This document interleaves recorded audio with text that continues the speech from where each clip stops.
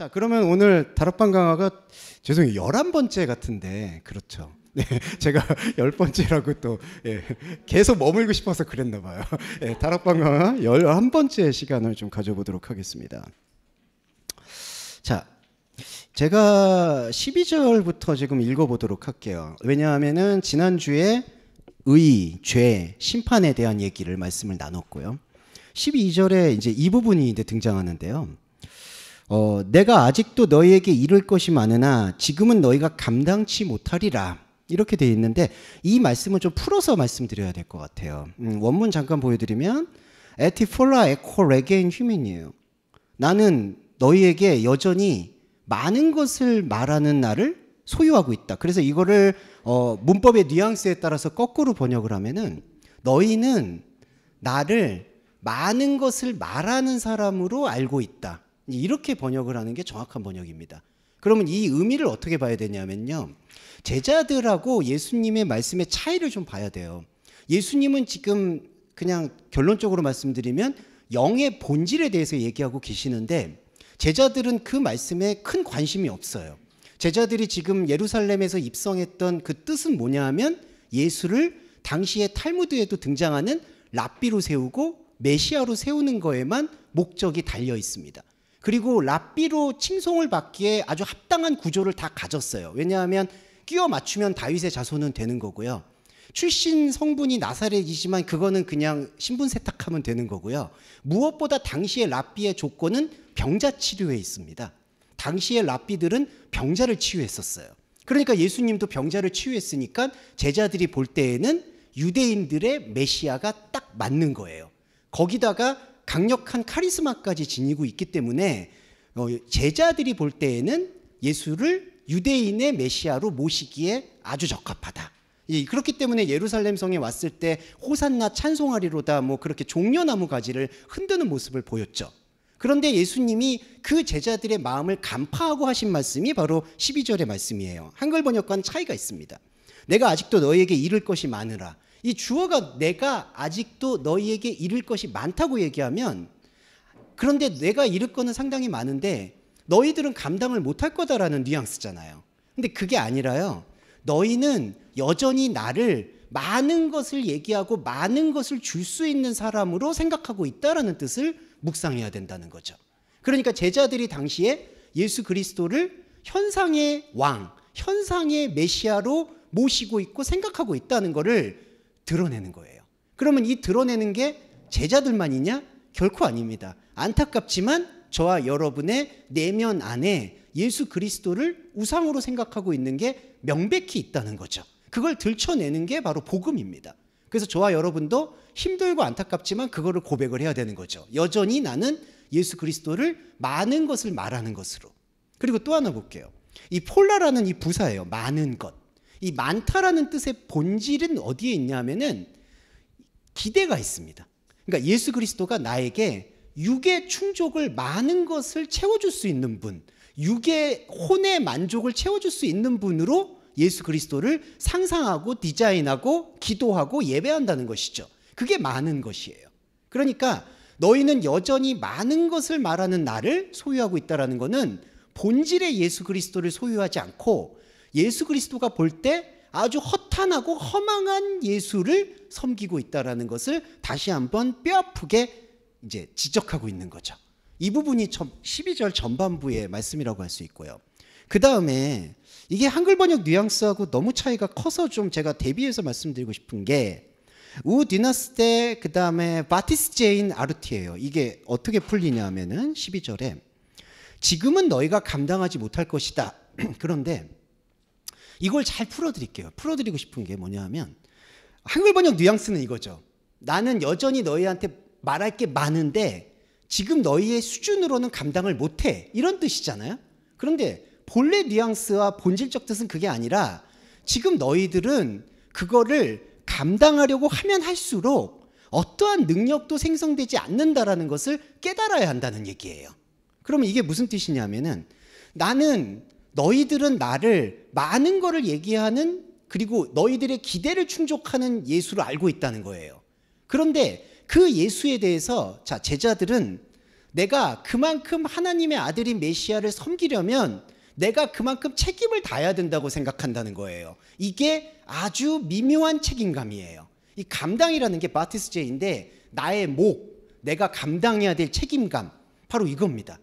자, 여기서 우리가 가장 날카롭게 구분을 해야 되는 게 뭐가 있냐면은, 인간은 양심의 세계에서 책임감을 놓치면 안 돼요. 자, 양심의 세계는 안타깝지만 전쟁과도 같습니다. 관계를 맺고 있어요. 일단 혼의 관계, 가족 관계, 조직 관계, 직장 관계, 친구 관계, 일의 관계, 돈을 버는 관계. 이게 여러분 혼의 관계예요. 이 혼의 관계는 양심의 관계이기 때문에 책임감을 놓아서는 안 돼요.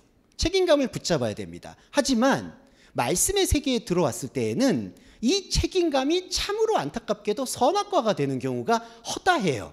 이 책임감, 내가 감당해야지, 내가 몫으로 감당해야지라는 그 감당이 예수 그리스도와의 하나가 되는 과정 속에서 내려놓아야 되거든요. 내가 감당하는 게 아닙니다, 내가 할 수 있는 게 아닙니다라는 영적인 전환점으로 나와야 되는데, 이 혼의 책임감을 영의 책임감으로까지 끌고 가게 되는 역전 현상이 일어난다는 거예요. 그래서 지금 보시면 너희들이 나를 현상의 메시아로 생각하고 현상의 메시아로 감당하려고 한다는 거죠. 이게 바로 종과 주인의 잘못된 개념입니다. 자, 우리가 구원을 받았다라고 생각하고 구원받은 백성다운 삶을 살라고 교회에서는 많이 주장하고 독려합니다. 그러니까 쉽게 말하면 그리스도인답게 살라고 얘기한다는 것이죠. 그런데 이 그리스도인답게 살라고 얘기하는 것 안에 잘못 스며든 복음이 뭐냐면, 그게 이제 갈라디아서인가요? 슬며시 다른 형제와 다른 복음이 들어오는데 뭐냐 하면 혼의 책임감을 재료 삼아서 영의 책임감을 다하라고 하는 거예요. 그런데 영의 책임감을 다하려고 할 때 바로 율법이 탄생하는 겁니다. 제사법 얘기 드려볼까요? 지난번에도 말씀을 드렸지만 예수님이 말씀하시는 제사는 본질적으로요, 레위기라 신명기를 보시면 제사가 쉽게 크게 5개로 나누죠. 뭐 화제, 속건제, 속죄제. 근데 이 제사의 5개의 본질은 그 제사를 다 지키라는 게 있는 게 아니에요. 이 제사의 퍼포먼스를 통해서 이 제사의 행위가 무용하고 필요가 없고, 오히려 그 제사의 시간 동안에 내가 깊이 생각했던 하나님의 아들이신 그리스도의 생명이 싹 트는 거를 느끼고 향유하고 실감하고 버티는 게 제사라는 거예요. 그러니까 제사는 진짜 각을 뜨고 피를 바르고 이거 아무 상관이 없습니다. 그거는 인간의 책임감이에요.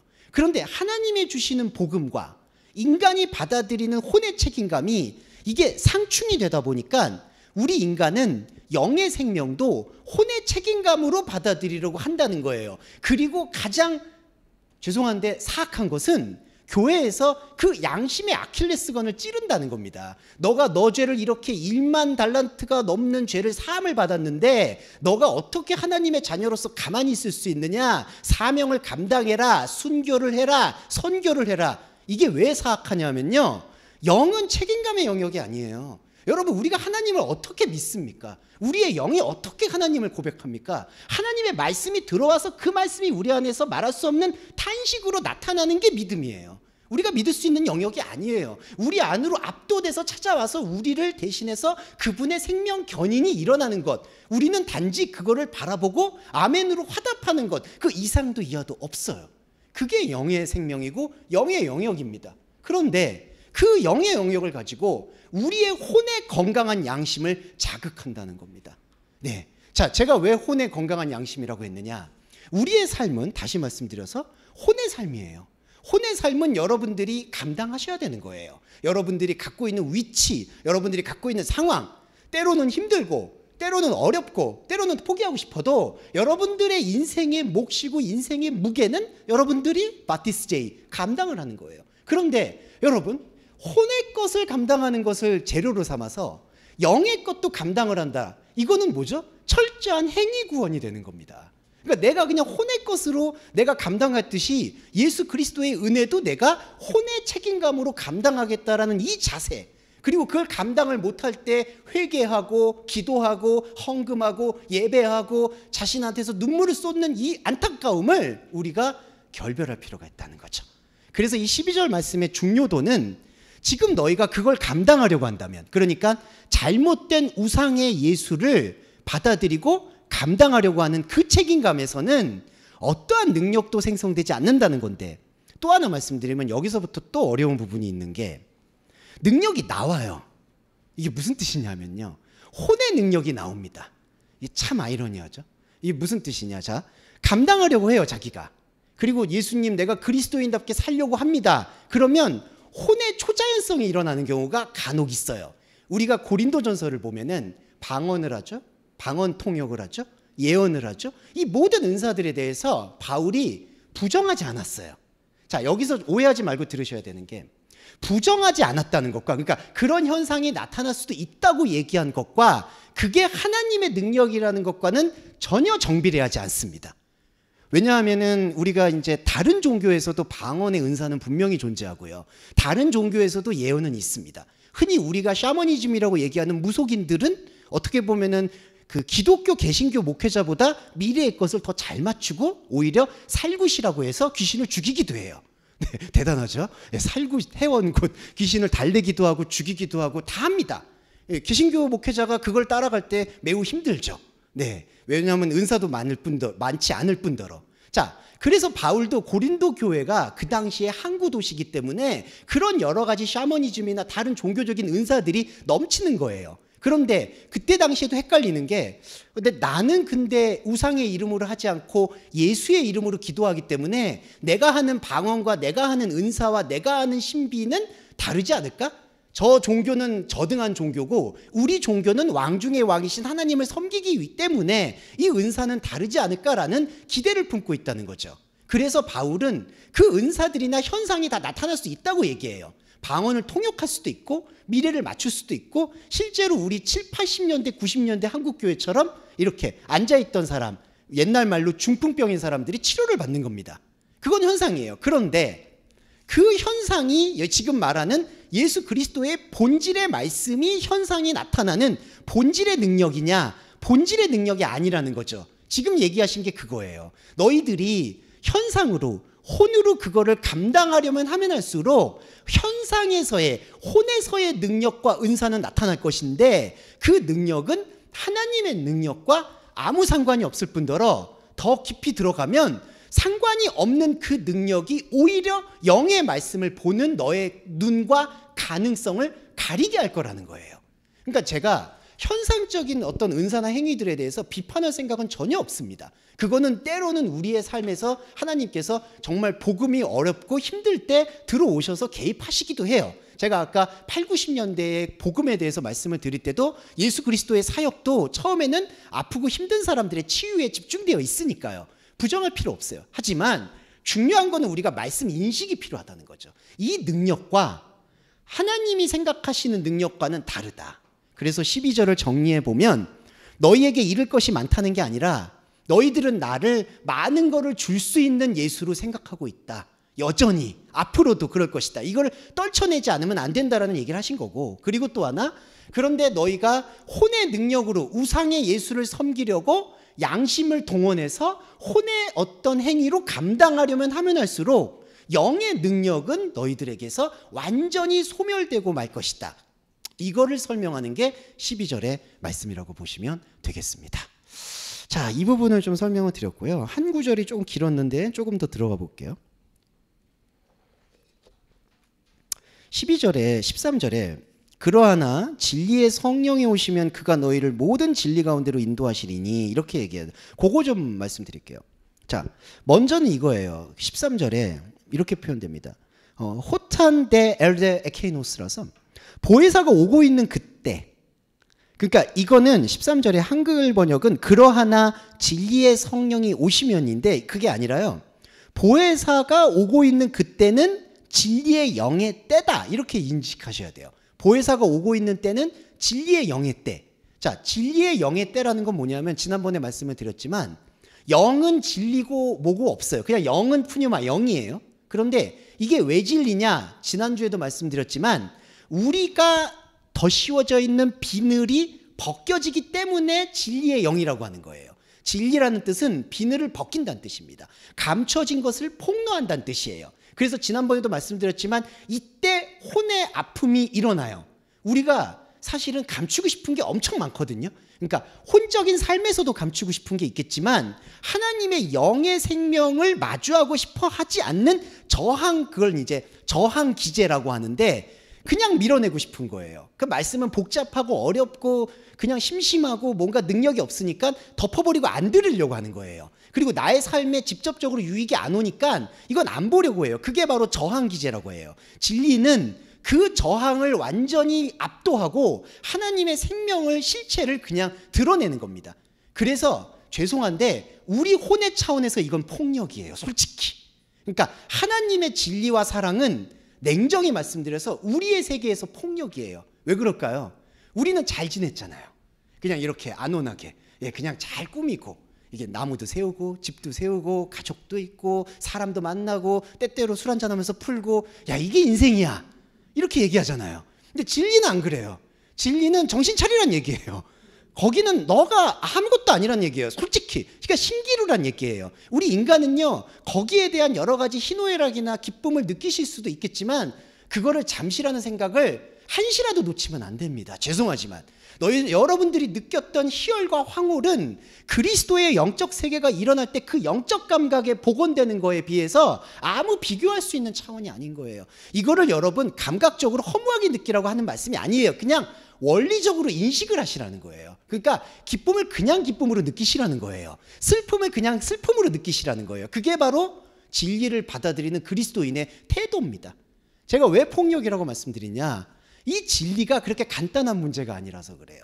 자, 저와 여러분 안에는 영의 중심이 있는 주원규가 있지만, 계속 말씀드리지만 혼의 커넥팅, 혼에 연결되어 있는 주원규가 압도적으로 많아요. 근데 진리가 들어왔을 때 혼에게 연결되어 있는 나의 모든 가치관과 사상과 생각과 이 모든 결박이, 이거를 결박이라고 얘기하고 그거 너 아무 상관없다라고 얘기하고 찌르고 들어오는데, 하나님의 사랑은 워낙 일방적이고 상호 배려가 없어요. 그냥 침투하는 거예요. 진리의 영이 바로 그 성질입니다. 그러니까 우리가 미치는 거죠, 솔직히 말씀드려서. 저는 미칠 것 같아요. 지금도 미칠 것 같고 앞으로도 뭐 약화가 됐습니다만, 간증이지만, 근데 처음에는 되게 짜증이 났는데 지금은 이제 평온하고 앞으로 조금 더 평온해지겠죠. 근데 여전히 요동쳐요. 근데 진리는 바로 그렇습니다. 우리가 생각할 때 이거 너무 폭력적이에요, 하나님, 이거 나한테 왜 이러세요가 나오는 거예요. 그게 인간적인 토로입니다. 그러나 거기에 대한 말씀 인식에 한 스텝 여러분들이 꾸역꾸역 밟으시면 진리의 영이 바로 모든 진리로 우리를 인도해 줍니다. 자, 이 모든 진리가, 죄송한 말인데, 혼의 세계에서는 끔찍한 거예요. 왜 그러냐면 모든 것이라는 건 인생을 뜻해요. 만물은 인생을 뜻합니다. 자, 근데 바울이 이런 말씀했죠. 만물 안에 있는 만물의 충만이다.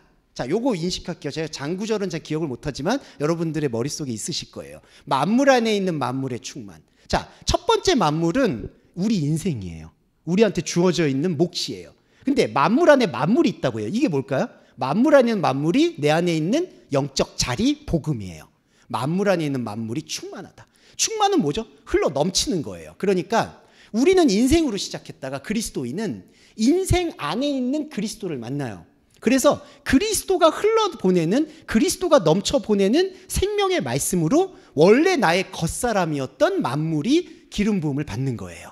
그러면서 점점 이 겉사람의 만물은 사라지고 속사람의 만물이 충만해지는 상황이 바로 바울이 얘기한 3층 천인 거예요. 세 번째 하늘이 우리 안에 압도되는 겁니다. 바로 이거예요. 그러면 여기 보세요. 모든 진리라는 건, 이때 말하는 모든 건 우리 인생이에요. 그런데 그 인생 안으로 진리가 스며들었다? 그럼 어떻게 되죠? 여러분의 인생을 하나님께서 받으시나요? 안 받죠. 여러분의 겉사람은 비록 소중한 쓰임새로서 우리의 유한한 것과 죄를 알고 하나님과 다른 걸 인식하고 말씀을 향해서 나아가는 도구이지만, 도구 그 이상도 이하도 아니에요. 여기서 강력하게 여러분들께서 인식을 하셔야 돼요. 이걸 내려놔야 돼요. 그런데 진리가 그걸 하잖아요. 근데 여러분 인생은 여러분의 붙잡고 있는 모든 결박으로 가득 차 있죠. 뭐 제가 고백하면 당연히 그렇잖아요. 전 이것만큼은 안 돼, 이건 놓칠 수 없어. 근데 진리는 뭐죠? 진리가 침투해서 우리가 가지고 있었던 모든 결박을 속속들이 내가 어떻게 대비할 틈도 없이 끊어버리는 거예요. 자, 그럴 때 여러분 진짜 중요한 게 마치 서핑을 하듯이 영적 파도를 타야 되는 겁니다. 이때 지금 저와 여러분이 하는 다락방과가 그 리듬이에요. 이 요한복음에서의 깊이는 말이 어렵거나 기계적이거나 바울처럼 정교하진 않아도 우리를 어느 순간 영의 파도로 그냥 이끌어버려요. 이게 바람이 임의로 불매 가는 곳을 알지 못한다는 요한복음 3장 말씀의 실현이에요. 바람이 영입니다. 영은 어느 순간 우리 안에 스며들어서 우리의 겉사람에게 숨 쉴 틈을 주지 않고 영적인 영역으로 완전히 그냥 재구성을 시켜버려요. 그 재구성이 13절입니다. 보실게요. 13절 하반부예요. 그가 자의로 말하지 않고 오늘 듣는 것을 말하시며 장래의 일을 알릴 것이다. 제가 아까 시작 기도 때 드렸던 그 오고 있는 일들입니다. 오고 있는 일들. 자, 오고 있는 일들에 대해서만 간단히 설명을 드릴게요. 한글 번역은 이거를 장래의 일이라고 표현했어요. 장래는 이 인간 시간의 미래인데 그거는 일단 배제하고요. 오고 있다는 건 뭐냐 하면 우리의 시간 안에 하나님의 시간이 들어온다는 얘기입니다. 이제 이게 바로 이제 제가 항상 말씀드렸던 크로노스의 시간에 카이로스가 들어오는 거죠. 자, 근데 이것도 왜 폭력일까요? 자, 우리 인간의 혼은요, 과거, 현재, 미래에게 학습되어 있어요. 학습되어 있는 겁니다. 그러니까 우리의 인생의 설계는 다 이렇죠. 과거에 미진했던 부분을 보완해서 미래를 설계하고, 그리고 과거에 잘했던 부분을 키워서 또 미래를 대비하고, 그렇게 하다가 사실은 끝나는 게 인생이잖아요. 현재라는 건 존재하지 않습니다. 인간에게. 크로노스에게는 현재가 없어요. 솔직히. 과거 아니면 미래만 있는 거죠. 여러분, 지금 여기서 크로노스가 현재일까요? 아니죠. 1분, 2분, 3분, 4분 지나면 이거는 다 과거죠. 그러면 우리는 과거를 살죠. 그렇지만 우리 생각은 뭐죠? 미래를 살죠. 근데 이게 문제가 뭘까요? 이게 선악과가 뭘까요? 자, 과거에 잘못한 거는 쇄신하려고 하죠. 잘한 거는 키우려고 하죠. 이게 다 어디에서 오느냐? 결핍에서 오는 겁니다. 그러니까 인간의 혼은요, 결핍체예요. 결핍체. 그러니까 과거에 내가 뭐 잘못했어. 이거 씻어내야지. 아, 내가 이거 잘못한 것 같아. 내가 이거 실수한 것 같아. 실수하지 말아야지. 그러니까 과거 미래는 다 결핍이에요. 그럼 잘한 거는 뭐죠? 내가 잘했어. 그럼 더 키워야지. 내가 성공했어. 이거 성공한 거 더 키워야지. 그러면 그것도 과거 미래가 그냥 죄송한 말인데 샴쌍둥이처럼 붙어 있는 거예요. 현재가 없습니다. 근데 이 과거와 미래의 틈을 죄송해요. 억지로 벌리고 파고드는 게 오고 있는 일이에요. 하나님의 시간은 우리에게 영원한 현재를 말씀해 주시는 겁니다. 그래서 우리가 천국, 구원 얘기할 때는 영원한 현재예요. 하나님과 나는 과거도 없고 미래도 없어요. 영원한 현재만 있을 뿐이에요. 하나님과 나는 영원한 현재 속에서 재구성되는 거예요. 자, 재구성 말씀드릴게요. 좀 어려운 얘기지만 제가 설명드리기 어려운 거고 여러분 다 이해하시는 건데 그건 양해해 주시고요. 재구성이라는 건 뭐냐면, 자, 우리 혼은요, 여러분, 과거하고 미래의 기억만 있잖아요. 자, 여러분이 제가 만약에 자매님을 보고 집사님을 봤죠. 이게 관계죠. 근데 이거 지금 과거잖아요. 그렇죠. 이거 우리는 이것만 보는 거예요. 사실은 이게 물질로 봤을 때 이렇게 보이는 게 다 과거 미래의 이미지예요, 여러분. 이미지. 그런데 영의 세계에 가서는 이게 흩어졌다가 다시 구성이 돼요. 그러니까 이게 어떤 부분이냐면 보혜사라는 게 그가 들었던 것만큼 말한다라고 하잖아요. 우리 안에는 혼의 언어만 있고 혼의 디자인만 있는데 하나님께서 영으로 파고드셔서 혼의 것을 우리가 혼으로 묶여 있었던 선악과로 묶여 있었던 이 뿌리 결박을 다 일일이 다 해체하시고 다시 모으시는 거예요. 다시 모으는 게 뭘까요? 하나님의 영적인 세계 안으로 다시 모으시는 거예요. 그리고 그때 바로 하나님과 내가 다르지만 하나라는 영적인 고백을 하면서 영적인 실체로 나아가는 거예요. 자, 이게 바로 하나님의 재구성입니다. 그러니까 여러분들께서 이 혼의 생각이나 기억이 없어진다고 생각하시면 안 돼요. 내가 이 풍진 세상, 이 기억하기 싫어. 이거 내려놓고 새로운 세계 갈 거야. 이렇게 생각하실 만한 게 아니라 우리가 생각했던 지금의 일반적인 혼의 희노애락이 완전히 흩어지고 완전히 새롭게 재구성돼서 새롭게 우리가 이전에 지금 이 질그릇을 가졌던 세상에서 만났던 기억, 말, 생각들을 하나님의 영적인 차원에서 수렴해서 새롭게 받아들인다는 거죠. 이게 바로 그리스도인의 영의 몸입니다. 이 몸이 말씀의 몸이에요. 이 몸을 소유하셔야 돼요. 근데 이 몸이 아닐 때 어떻게 되죠? 이 몸이 아니면은 그게 그냥 끊어진다고 생각하면 큰 오산이에요. 완벽한 오산이에요. 그 파편화된 그 과거하고 미래 속의 희노애락을 가지고 유기옷을 벗어도 그걸로 끝까지 가는 거예요. 그게 지옥입니다. 왜 꺼지지 않는 불이라고 할까요? 과거의 이미지, 미래의 이미지, 과거의 고통, 과거의 기쁨, 과거의 성취, 과거의 영광, 그것만 가지고 육의 옷을 벗어도 끝까지 가는 거예요. 여러분, 그걸 어떻게 감당해요? 그러니까 우리가 복음을 느낄 때 혹자들은 뭐 끝나면 유물론적으로 다 없어진다, 끝난다. 없어지는 거 없어요. 여러분들 필연이에요. 이거는 혼의 세계라는 건요, 푸시케라는 거는 소멸되는 게 없어요. 이 유기옷을 벗는다고 소멸될까요? 소멸되지 않습니다. 그건 우리의 희망이고 기대일 뿐이에요. 혼의 세계 푸시케는 없어지지 않습니다. 그러면 없어지지 않는 이 혼의 푸시케를 그리스도의 영과 함께 함으로써 생명의 몸으로 다시 우리가 거듭날 것이냐, 그게 아니라 혼의 세계 속에서 계속해서 과거 미래에서 쳇바퀴 돌듯이 그 굴레 속에서 고통받았던 그 고통을 이 육의 옷을 벗어도 반복할 것이냐. 선택은 너무나 여러분 안들에서 명확해야 됩니다. 그리스도를 향해서 가야 된다는 거죠. 그래서 오고 있는 바로 이 일이 무엇이냐? 우리의 과거와 미래 속에 하나님께서 과거와 미래의 틈을 벌려서 그 사이로 들어오신다는 거예요. 근데 이게 또 왜 폭력이냐? 잘 아시겠지만 저와 여러분의 혼의 세계는 과거와 미래를 이렇게 꾸려가면서 나의 나름 안정된 패턴을 가졌다는 거죠. 근데 영의 세계로 들어갈 때는 여러분, 혼의 세계에서는 이 패턴과 루틴을 제가 독려하고 여러분들이 책임감 이런 것들은 제가 아까 다 말씀을 드렸지만 영의 말씀을 볼 때에는 전혀 다른 개념들을 이제는 묵상하셔야 된다는 거예요. 우리가 성경을 번역하고 해석할 때 문제가 여기에 있습니다. 혼의 세계에서 과거와 미래가 제일 이상적이고 안정된 상황으로 말씀을 받아들이는 거예요. 대표적인 예를 들어볼까요?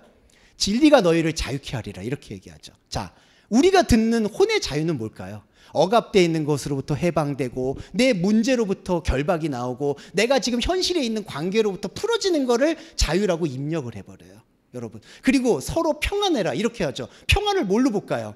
막 그 어떤 잡음이 덜하고 노이즈가 없고 탄탄하고 안정적이고 문제가 없는 거를 평안이라고 얘기합니다.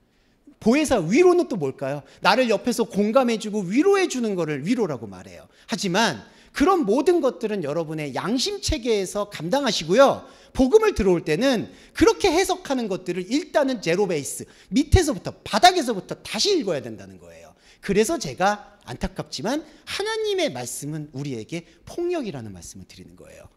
진짜의 본질은 폭력이 아니죠. 이게 복음이죠. 하지만 우리가 결박하고 우리가 끌어안고 있는 우리의 우상숭배적인 시스템 안에서는 이게 폭력이라는 거예요. 이거를 좀 벗어나셔야 됩니다.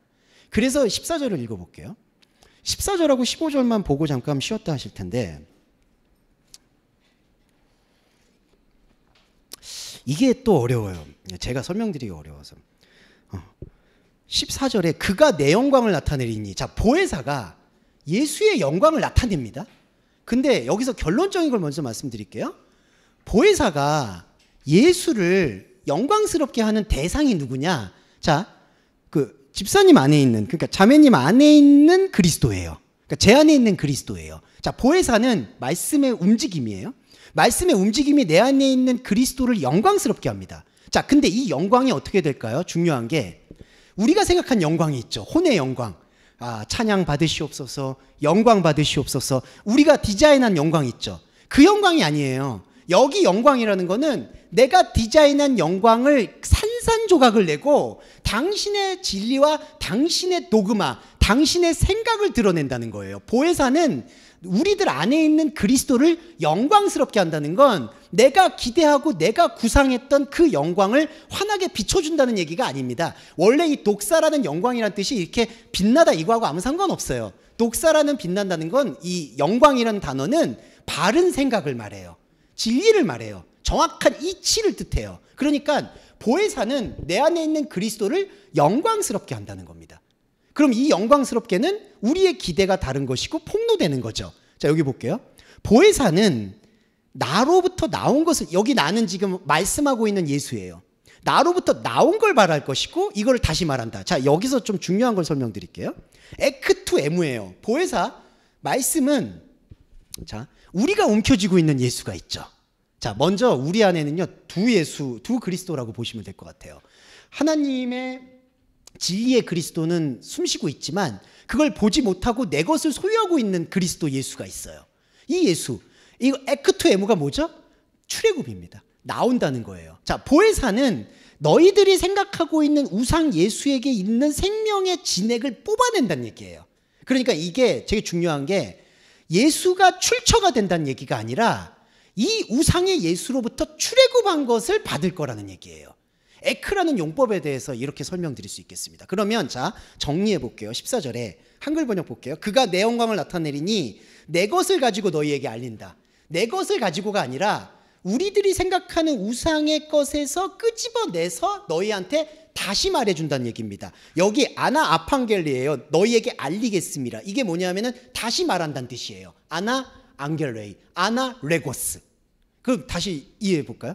자, 보혜사는 말씀은 너희들 안에, 우리들 안에 있는 예수 그리스도를 밝혀주시는데 그 밝혀주시는 게 우리가 기대하는 우상 예수를 밝히는 게 아니라 우리가 움켜쥐고 있었던 우상 예수 안에 있는 말씀의 엑기스를 뽑아내서 다시 말씀해 준다는 거예요. 그러니까 지금 여기서는 일관된 게 예수님이 제자들을 만날 때 제자들이 지금 성령을 체험하기 이전이고 제자들의 생각 안에 있는 우상의 생각 안에 진리가 숨어 있어. 이거를 뽑아내는 거야. 그래서 또 하나 말씀드리면 우리한테는 이게 안타깝고 힘든 영적 전쟁이 된다는 거예요. 이 뽑아낸다는 게 그냥 뽑는다는 얘기가 아니라 완전히 죄송한 말인데 수술할 때 이제 의사가 집도할 때 막 그 기계손이지 로봇손을 막 집어넣잖아요. 우리의 내장과 오장육부 속으로 이렇게 끄집어내는 거예요. 우리가 지금까지 완전히 엉켜있는 그 인간의 몸처럼 실핏줄이 다 엉켜있는 것들을 다 동맥들을 끊어내고 가서 끄집어내는 겁니다. 이게 다시 말하는 거예요.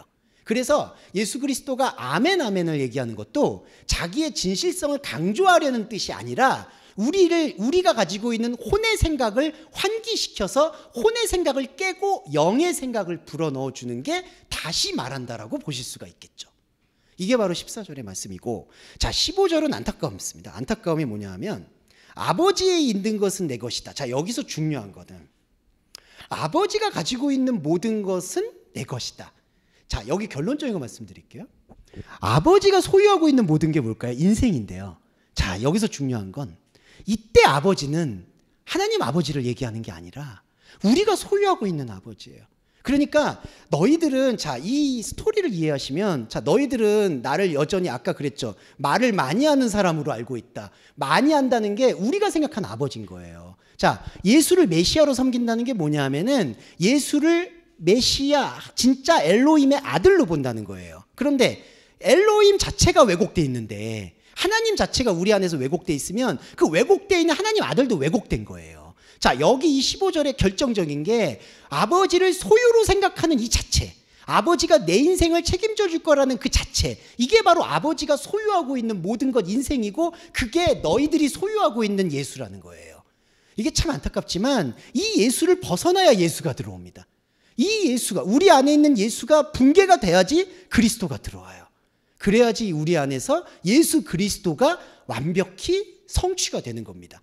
그래서 이 15절의 안타까움은 이게 참 여러분들이 들으실 때 좀 안타까운 부분인데 저는 옛날에 이거를 표면적으로 들을 때에는 아 만물의 아버지가 예수 그리스도에게 모든 만물과 이런 이치를 이렇게 넘겨주셨구나 라고 이해를 해서 기뻤어요. 하지만 그 인간적 기쁨이 우리 안에서 사실 산산조각 날 때 저는 하나님이 원망스럽죠.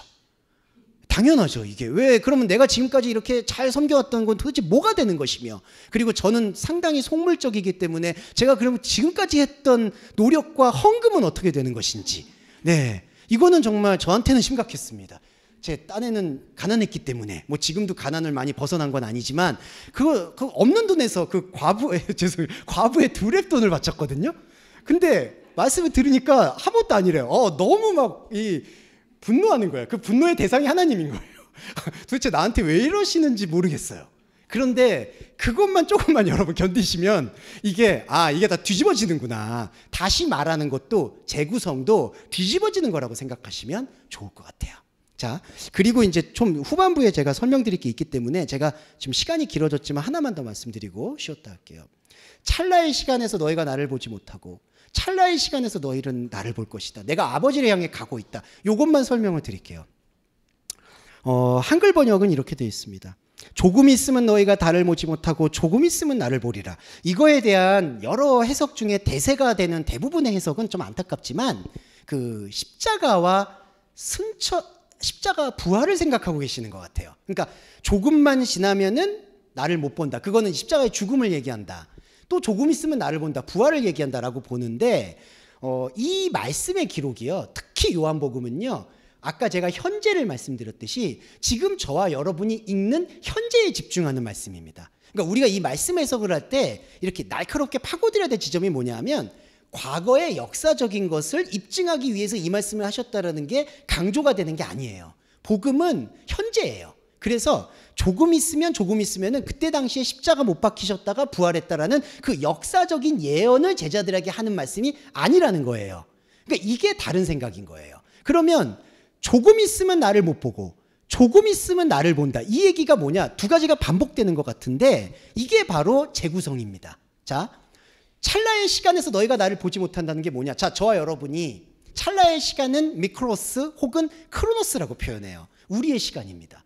우리의 시간 속에서 너희가 나를 보지 못한다는 게 복음의 시작점인데 뭐냐 하면 조금의 시간, 인간의 시간 속에서 우리는 원래 예수 그리스도를 소유하고 있잖아요.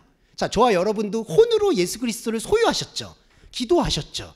헌금하셨잖아요. 그게 찰나의 시간에서 예수 그리스도를 붙잡은 거예요. 그런데 지금 현재 예수 그리스도는 너가 이렇게 붙잡고 있는 예수가 더 이상 보이지 않을 거라는 복음의 선포가 되는 겁니다.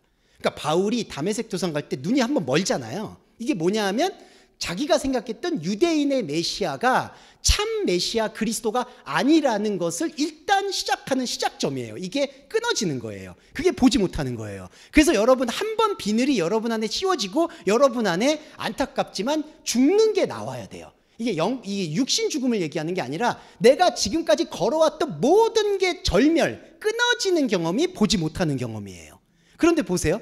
또 찰나의 시간에서 너희는 나를 본다고 얘기해요. 이게 뭐죠? 창세 전에 있던 예수 그리스도예요. 여러분 안에 원래부터 하나님이 언약으로 예비하고 예정하셨던, 예정에 대해서는 나중에 설명드리겠지만 기계적 예정은 아닙니다. 말씀의 예정이에요. 여러분 안에 있었던 그게 보이기 시작하는 거예요. 그래서 찰나에서 못 보고 찰나에서 본다라는 얘기는 찰나에서 첫 번째 못 보는 건 우리가 기획했던 우상의 예수는 더 이상 우리한테 더 이상 효용성이 없어지는 거예요. 여러분 안에서 내가 더 이상 이 말씀을 보지 못하겠다는 게 찰나의 시간에서의 보지 못하는 사건이고, 또 한편으로는 하나님이 우리 시간 속에서 또 당신을 보여주고 있다는 겁니다. 이게 바로 내가 프로스파테라 휘파고 아버지를 향해 가고 있기 때문이에요. 요거 설명드릴게요. 아버지를 향해서 가고 있다고 할 때, 자, 우리가 생각할 때 혼의 생각은 언젠간 가겠지가 있죠. 아버지를 향해서 가고 있다. 근데 가고 있다라는 이 단어가 현재 진행형이 쓰였어요. 헬라어의 현재 진행형은 미완료 시제와 연동이 되기 때문에 영원한 현재로 수렴될 수 있습니다. 이 말씀 드리는 이유는 우리 사람의 생각은 언젠가 본향 가겠지. 그래서 아버지를 향해 가고 있는 여정으로 봐요. 근데 말씀은 아버지를 향한 순간, 아버지를 향하고 있는 그 자체가 가고 있는 거예요. 그러니까 가고 있어서 어떤 목적지에 도착한다는 얘기가 아니라 휘파고라고 여러분들이 말씀에 눈을 뜨고 있는 그 자체, 가고 있는 자체가 목적지가 존재하지 않는, 가고 있는 그 자체가 살았고 운동력이 있던 여러분의 영의 몸이고 말씀이라는 거예요. 그래서 아버지를 향해 가고 있다라고 얘기하는 얘기가 예수 그리스도가 승천하고 있다, 뜻을 향해 가고 있다, 이 뜻이 아니라요. 예수 그리스도가 하나의 미라돼서 우리 안에 그리스도가 되어서 이제 우리에게 아버지를 보여주시고 아버지를 보고 있는 것 자체가 가고 있다고 설명한다는 겁니다. 그러면 이렇게 바뀌어야죠. 자, 구약에서 잘못되고 있는 건 내가 언젠가 가나안 가겠다는 거였죠. 가나안을 가겠다, 아버지 뜻을 이루겠다, 성취하겠다. 그리고 우리도 안타깝지만 사후천국에 매달려 있다면 내가 이 풍진 세상을 기도로 극복하고 아버지를 향해서 가겠다, 이렇게 됩니다. 근데 그 생각은 크로노스의 생각이에요. 과거와 미래가 묶여있는 생각이에요. 그 생각 안에 복음이 없어요. 죄송한 말인데 다른 복음입니다. 근데 이걸 찍고 들어와서 영원한 현재가 들어와서 나는 아버지를 향해서 가고 있지만 가고 있는 것에 목적지는 없다. 아버지는 내 안에 있다. 그리스도는 나와 하나다. 이게 우리 안에서 선포가 되는 게 가고 있다는 영원한 현재 진행형의 말씀 진리라는 거예요.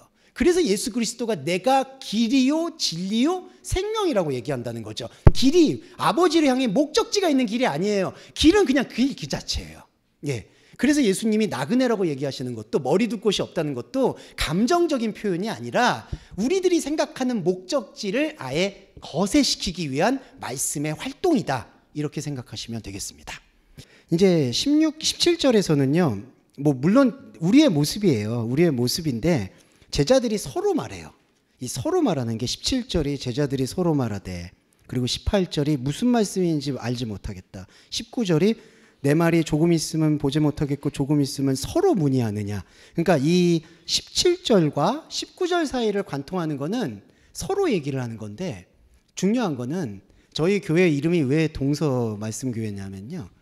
이 동서는 우리의 인생을 상징하거든요. 동으로 시작했다가 서로 끝나는 게. 근데 이 동서가 채워지려면은 수직적인 이제 말씀이 들어와야지 이제 이 동서가 채워진다. 근데 이 수직적인 하나님의 말씀이 들어오지 않고 동서만 동서지간이라고 되는 것 같은데, 동서만 계속 서로 말을 주고받으면 답이 안 나오는 거예요. 근데 이 제자들이 왜 사실 예수에게 직관적으로 묻지 않고 예수 그리스도에게 조금 있으면 나를 못 보고 조금 있으면 본다, 이게 무슨 말인지 모르겠다, 그걸 예수한테 물어봐야 되는데 그리스도에게. 근데 지금 보시면 그냥 서로 말을 해요. 그래서 서로 답을 구하려고 해요. 그러니까 이게 엇박자가 나는 거죠.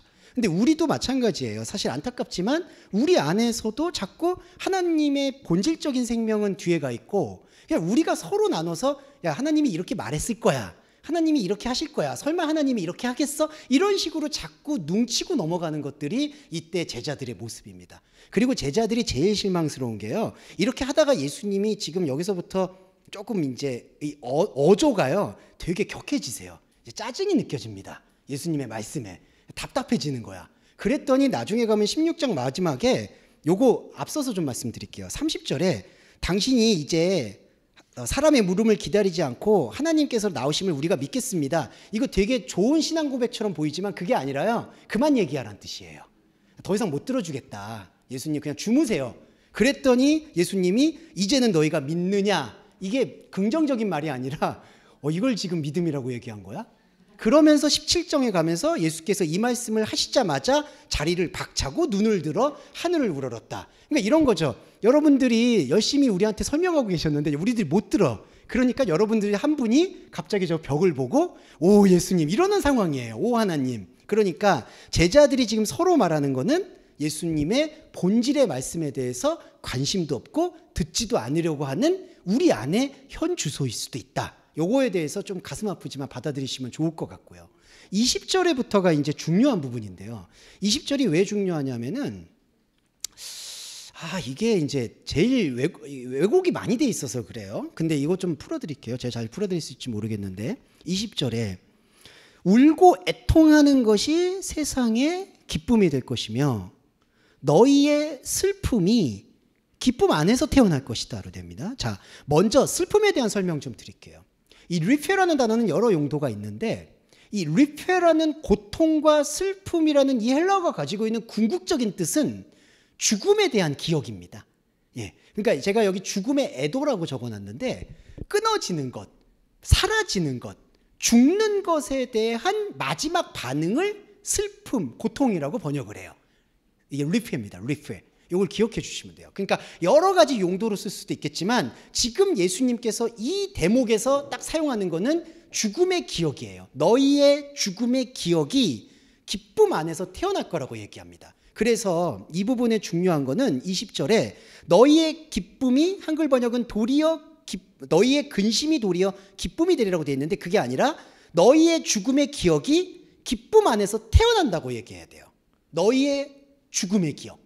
그러니까 저와 여러분이 자 이렇게 좀 이렇게 편차를 말씀드릴게요. 자, 우리가 슬픔과 근심의 영역이 첫 번째 단계는 우리의 혼의 세계에서의 관계나 여러 가지 어려움들 때문에 오는 고통입니다. 그걸 이제 불교에서는 뭐 고라고도 얘기하고 번뇌라고도 얘기할 수 있겠죠. 그게 고예요, 고. 고통. 이게 첫 번째 단계예요. 근데 두 번째 단계는 그 고통에서 벗어나려고 몸부림치는 나의 모습을 발견하는 두 번째 단계가 와요. 이게 객관화 단계라고 하는데 이게 바로 나의 희노애락 속에 묶여 있었던 아픔과 고통의 문자를 써서 죄송한데 실존이구나 이걸 느끼는 거예요. 이게 두 번째 단계예요. 그리고 세 번째 단계는 뭐가 있냐면은 이 모든 것과 구별이 되고 나서도 내 안에 창세전에 살아있는 내가 느껴지는 게 오히려 죽음의 단계예요. 그러니까 이 죽음이라는 거를 두려워하지 않으셔야 되는 게 내가 현상적인 세계에 대해서 완벽한 죽음을 선포하게 해주신 분도 십자가 복음이요. 내가 하나님과 함께하는 창세전의 나를 보게 해주신 분도 부활의 복음이라는 것이 죽음 안에 담겨 있다는 거예요. 그래서 바울의 탁월함은 나는 날마다 죽는다라고 얘기하는 거, 그리스도와 함께 죽고 그리스도와 함께 산다라는 원리가 바로 여기에 묻어 있는 거예요. 그러니까 바울이 예수의 말씀을 기억할 때, 요한이 예수의 말씀을 기억할 때 너희의 근심이라고 얘기한 건 너희 안에 들어가 있는 그 복음이, 죽음의 애도가, 기쁨은 뭐죠? 하나님을 만나는 겁니다. 성경에서 기쁨은 딱 하나만 생각하시면 돼요. 하나님을 알아보는 거. 여러분, 구원은요, 하나님을 알아보는 겁니다. 그것보다 기쁜 거 없죠? 감정의 영역 아니에요. 하나님 만나서, 아까도 폭력 얘기했지만 하나님 만나면 저는 따질 게 많아요. 일단 왜 제 삶을 이렇게 어그러뜨리셨는지, 그분이 어그러뜨린 건 아니죠. 그렇지만 이제 징징거릴 거예요. 일단 엄청 징징거릴 건데, 아무튼 그렇지만 이 성경에서 말하는 기쁨은 하나님을 만나는 그 자체예요. 그 이상도 이하도 없습니다. 그 이후에 영적인 무궁무진함은 있겠죠. 하지만 우리의 혼의 감각이 그거를 해석하거나 실감을 못하니까 그거는 우리 영역 바뀌고, 기쁨은, 성경에서의 기쁨은 하나님 만나는 거예요. 그래서 우리가 생각하는 죽음의 애도인 그 근심, 곧 고통, 곧 죽음의 애도는 그리스도를 만나는, 하나님을 만나는 기쁨 안에서 태어난다는 겁니다. 그리고 울고 애통이 뭐죠? 울고 애통이라는 게, 제가 아까 말씀드렸던 고통의 두 번째 단계 속에 종합적으로 담겨 있는 거예요. 무슨 뜻이냐? 팔복에서 애통하는 자가 복이 있다는 뜻인데요. 애통이라는 뜻이 바닥의 신음을 뜻합니다. 바닥 신음이라는 뜻은 뭐냐 하면, 참 슬픈 얘기지만 우리가 울다가 더 울 수 없을 때 있죠. 고통을 느끼다가 더 이상 고통이라고도 얘기할 수 없을 때, 힘들겠지만 여러분들 안에 모든 각자의 인생에서 바닥 신음이 있어요. 예. 모든 사람, 나이가 어리다고 없을 것 같아, 그렇지 않다고 저는 생각합니다. 연세가 있으시든 젊은 분이시든 바닥이 있어요. 이게 우는 거예요, 여러분. 그러니까 울 수 없는 단계. 그러니까 인간이 가지고 있는 번뇌와 고의 단계 속에서 더 이상 울 수 없는 단계, 더 이상 내가 아닌 단계, 이 생명이 바로 울고 애통하는 거예요. 그러니까 여러분 안에, 제가 아까 폭력이라고 말씀드렸던 이유는 뭐냐 하면, 복음의 본질이 들어오면 완전한 분리가 일어나 버려요. 내 혼의 것들에 대한 거룩한 무가치함이 눈을 뜹니다. 이때 균열과 충격은 이루 말할 수가 없어요. 왜냐하면 우리는 여기서 이렇게 선포하고 말씀을 받아들이시지만 여러분 안에 있는 삶의 시간 동안의 여진이 이렇게 삶의 무의미에 대해서 여러분들을 힘들게 하고 괴롭힐 수밖에 없어요. 그거 하나님이 하시는 거예요. 그래서 우리 안에서 계속 찢는 고통이 일어나요. 그러면서 바닥으로 내려가는 겁니다. 그래서 더 고통이 느껴지지 않는 순간에 하나님의 완전한 기쁨, 하나님을 만나는, 이 영역이 아니라, 그러니까 이 혼의 영역이 아니라 나에게는 언약의 영역, 영의 영역이 있었다라는 게 보이는 바로 그 교차 지점이 울음이에요. 이게 애통하는 자, 복이 있나니의 팔복의 절정입니다. 그래서 여러분과 저희가 복음을 계속 들으면 들을수록 이 바닥 신음이 내 혼의 세계에서는 선명해지는 거고요, 영의 세계에서는 십자가가 선포가 되는 거예요. 죽음의 애도가. 그러면서 하나님이 찾아오는 거예요. 그런데 21절이 제일 중요한 건데요. 안 중요한 게 있겠냐만 이게 제일 중요해요. 네. 여자가, 한글 번역 볼게요. 여자가 해산하게 되면 그때가 이르렀으므로 근심하나 아이를 낳으면 세상에 사람 난 기쁨을 인하여 고통을 기억하지 아니하리니. 네, 이게 인간적 해석입니다. 죄송해요. 인간적 번역이에요. 이게 그렇지가 않습니다. 제가 말씀드리고 싶은 게, 번역을 좀 해드릴게요. 귀네 호탄 틱트예요. 그러니까 여자가 해산할 때는 리펜 에케이, 슬픔을 가진다. 그러니까 여자가 해산이라는 게 뭐죠? 이때 여자는 물리적 여성을 얘기하는 게 아니에요. 여러분 안에 있는 그리스도를 낳는 생명 자궁을 말하는 거예요. 여러분이 생명을 낳을 때, 이게 언제죠? 예배입니다.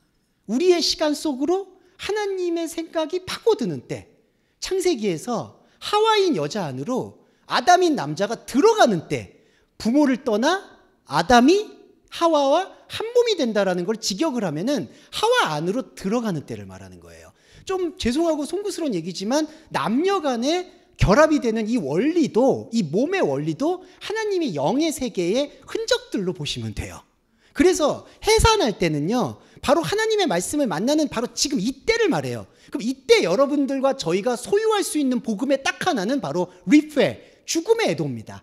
나의 혼적 세계가 완전히 끊어지는 것에 대한 최초와 최후의 실감이에요. 그래서 예수 그리스도가 나는 알파와 오메가라고 얘기하시는 거예요. 이게 바로 여자가 해산할 때는 죽음의 애도를 가져요. 왜냐하면 말씀이 가까이 왔으니까.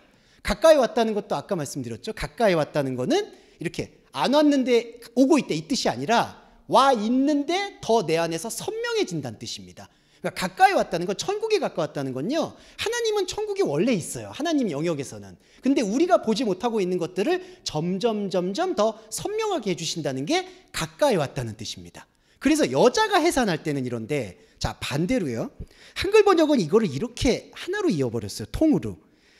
아이를 낳으면 세상에 사람 난 기쁨을 인하여 고통을 기억하지 않는다. 근데 이게 병행 문장이라서요, 여자가 해산할 때가 있고요, 어린아이를 낳을 때가 있어요. 이게 영역이 달라요. 그러니까 이게 그냥 하나로 이어지는 문장이면 해산할 때는 슬픔이지만 아이를 낳으면은 아이를 낳은 걸로 인해서 더 이상 고통을 기념하지 않는다, 이렇게 연결되죠. 그게 아니에요. 병행 구절이에요. 여자가 해산할 때가 있고요, 아이를 낳을 때가 있어요. 죄송한 말이지만 이때 파이디오스, 아이는 근심의 지속입니다. 그러니까 하나님 말씀의 지속이 아니라요, 양육의 지속이에요. 근데 이게 잘 보세요. 파이디오스, 원래 아이를 낳는다고 했을 땐 테크나를 써야 돼요. 갓난아이는. 근데 여기선 의도적으로요, 파이디오스를 써요. 어린아이. 이 어린아이라는 개념이 뭐냐면요, 잘 이해해 주셔야 돼요. 이게 나쁜 개념이 아니라 중립적으로 보면요, 양육시켜야 될 책임이 있는 존재를 어린아이라고 얘기해요. 예. 그러니까 해산하는 건요, 복음의 반응이고요, 어린아이를 낳았다는 건요, 그냥 낳은 걸로 끝나는 게 아니라 이 어린아이를 계속 키우려고 한다는 거예요. 제가 여기 앞에서 말씀드렸던 잘못된 책임감. 여기 해산하는 건요, 복음 반응이에요. 어린아이를 낳는 건요, 그 복음을 율법으로 받아들이는 태도예요. 자, 율법으로 받아들이면 어떻게 되죠? 우리가 가지고 있는 세상으로 사람이 태어난 것, 이 사람이 그리스도예요, 여러분. 생명이에요. 생명이 태어난 것에 대한 고통의 기념에 대해서는, 어린아이를 낳고 있는 율법 상태에서는 이 고통의 기념을 더는 할 수 없다는 뜻입니다. 그러니까 이거를요, 자꾸 이렇게 연상하시더라고요. 아이를 가질 때는 아프고 산통이 있지만 아이를 낳고 나면은 그것 때문에 기쁘다. 그러니까 이거는 우리가 가지고 있는 현상의 원리를 빗대어서 번역을 한 거죠. 아니에요. 아이를 낳는다라는 거는 죽음의 애도를 가져야 돼요. 그리스도와 함께 죽고 그리스도와 함께 사는 거예요. 그게 그리스도인이에요. 그런데 반대로 우리의 혼의 세계는 안타깝지만 바닥 신음으로 넘어가지 않고요, 그러니까 더 이상 신음, 더 이상 울지 못하는 그 영역, 영적 영역으로 넘어가지 않고 영적 영역이 아닌 혼의 상태에서의 어린아이를 애지중지, 어린아이가 여러분이에요. 그러니까 계속 자라려고 해요. 그래서 우리가 잘하려고 하는 그 마음이 참 사람 마음이 책임감이 있고 양심적이지만 이게 고통의 반복이에요. 잘못된 고통. 하나님의 고통은, 하나님의 딜리피스는요, 뭐냐면요, 이 죽음의 애도로 나아가는 딜리피스예요. 그래서 이걸 영적 전쟁이라고 얘기해요. 근데 어린아이를 낳으면요, 율법에 사로잡히면요, 영적 전쟁은 상관이 없고 그냥 나한테 주어져 있는 어린아이를 어떻게 해보려고 다그치기도 하고 싸우기도 하고 달래기도 하고 얼르기도 하고 그 번뇌에 사로잡혀서 계속해서 어린아이 붙잡다가 끝장이 나는 겁니다. 근데 이걸 이렇게 같이 묶어버리면 어떡하죠? 그러면 이게 그렇죠. 솔직히 여러분, 상식적으로도 사람 난 것으로 인해서 고통을 기억 안 할까요?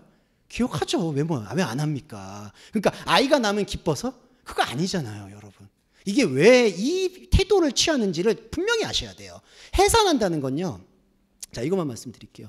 해산을 한다는 건요, 여러분, 계속 낳고 낳는 겁니다. 아브라함 예를 들어볼게요. 너희가 하늘의 뭇별과 같은 자손을 낳는다. 여러분이 아브라함이에요. 계속 낳는 거예요. 이 낳는다는 게 낳아서 키운다는 개념이 아니에요, 여러분. 낳는다라는 개념은 하나님의 말씀을 발견하는 기쁨 그 자체예요. 그 자체에서 알파 오메가예요. 근데 어린아이는 뭘까요? 우리가 살고 있는 혼의 세계예요. 과거와 미래의 세계예요. 우리는 계속 성장해야 돼요. 그래서 힘들지만 복음에서는 이거를 완벽히 분리해야 돼요.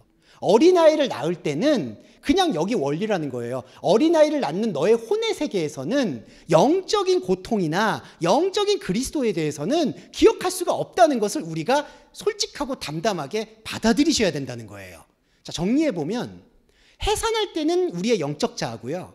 어린아이를 낳을 때는 우리의 혼적 자아입니다. 혼적 자아도 없어지는 게 아닙니다. 우리는 계속해서 성장해야 되겠죠. 그런데 이 성장을 신앙의 성숙이다, 영의 성숙이다, 이렇게 갖지 말아야 된다는 거예요. 우리가 어린아이를 낳고 인생을 살아가고 그거 하는 것은 복음의 고통과는 상관이 없다는 걸 오히려 담대하게 선포해야지 내가 내 삶에 대해서 그냥 받아들일 수가 있는 거지. 그게 아니라 이것을 계속 고통의 기념을, 이거는 이게 영적 고통이야, 하나님이 나한테 주시는 고통이야, 이렇게 하게 되면은 진짜 우리가 배려의 기도도 백약이 무효할 때가 있어요. 자, 여러분, 요것만 또 말씀드리고 오늘 마무리할게요. 제가 배려의 기도를 왜 하느냐? 우리가 여러분들이 좀 어려운 일 있을 때 기도하시잖아요. 저는 기도하시는 거에 대해서 그걸 막냐 안 막냐 이거는 말도 안 되는 거예요. 그냥 여러분, 하나님 힘들어요, 얘기하세요. 근데 중요한 게 뭐냐면 이 원리를, 죄송합니다, 장착을 하셔야 돼요. 내가 이 기도를 하는 이유는, 내가 이 현실에서의 어려움을 상쇄시켜달라고 당신한테 구하는 이유는 내가 언약 주체이기 때문입니다. 내 안에 그리스도가 있기 때문입니다. 바울이 얘기했죠. 내 몸에 예수의 스티그마, 흔적을 가졌다고. 나를 괴롭게 말라. 그러니까 저와 여러분도요, 배려의 기도를 하고 힘들다고 얘기할 때 당연히 그럴 수 있죠. 저는 여러분들보다 한 100배는 취약하기 때문에 맨날 기도가 나와요. 그리고도 막 후회해요. 주님, 이런 기도해서 죄송해요. 근데 힘들어요. 왜 매번 그냥 하루에도 뭐 수백 번씩 그래요. 근데도 제가 진짜 죄송합니다, 떳떳할 수 있는 건 저와 여러분 안에 언약의 말씀이 있잖아요. 하나님이 이젠 의리예요, 여러분. 하나님이 들어왔기 때문에, 당신이 폭력적으로 들어왔기 때문에 당신이 책임을 지셔야 된다는 거죠. 여기에 대한 전환점을 가지시면 좋겠습니다. 그래서 여러분과 저는 영의 세계에서는 계속 낳기만 하시면 됩니다. 네, 그냥 죽음의 애도 이렇게 보시면 좋겠습니다. 22절은 너희의 기쁨을 너희로부터 옮길 수 없다. 제가 이게 아까 말씀드렸던 언약의 주체에 대한 설명이에요. 그래서 한글 번역에서는 22절에 너희 마음이 기쁠 것이요 너희의 기쁨을 빼앗을 자가 없을 것이다. 이거 감정적 위로를 분리해 주세요. 너희는 이제 더 이상 근심하지 않을 것이다. 아닙니다. 아시겠죠? 우리의 근심은 여전히 남아있고 우리의 어린아이는 계속 갈 거예요. 그걸 위해서 배려의 기도만 하세요. 주님, 나 이 어린아이 때문에 해산에 집중 못하겠어요. 이렇게만 생각하세요. 어린아이에게 하나님께서 관심을 주시고 이 어린아이를 영광 돌릴 테니까 어여삐 여겨주세요. 이 기도를 끊어내시고, 내가 이 어린아이를 체결하고 해결하는데 너무 어려우니까 이 어린아이를 잘 해소할 수 있도록 이 언약의 말씀을 기억하게 해주세요라고 기도하시라는 거죠. 네.